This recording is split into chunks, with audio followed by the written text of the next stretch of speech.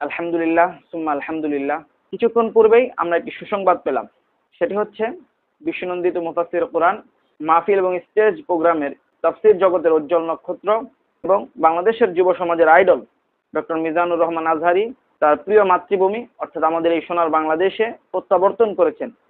এই সুসংবাদটি উনি ওনার নিজের ভেরিফাই ফেসবুক পেজে একটি পোস্টের মাধ্যমে আমাদেরকে জানিয়েছেন। এই বিষয়টি নিঃসন্দেহে বাংলাদেশের নবীপ্রেমী, ইসলাম প্রেমী, কোরআন প্রেমী এবং ধর্মভীরু মুসলমানদের জন্য একটি আনন্দের সংবাদ।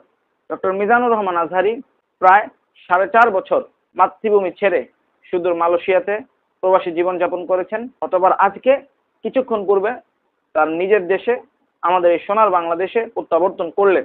শুধু মিজানুর রহমান আজহারী নয়, ওনার মতো যারা বিগত পতিত স্বৈরাচারী সরকারের আমলে নিজের এই মাতৃভূমিতে থাকতে পারেননি, নির্যাতিত নিপীড়িত হয়ে সুদূর প্রবাসে জীবনযাপন করতে হয়েছে, তাদের সকলকে এভাবেই যেন আল্লাহ তাআলা বাংলাদেশের মধ্যে ফিরিয়ে আনেন এবং দেশের পক্ষে, মানবতার পক্ষে, ইসলামের পক্ষে নিজেদের ভূমিকা রেখে দেশ এবং জনগণকে উপকৃত করার তৌফিক দান করেন।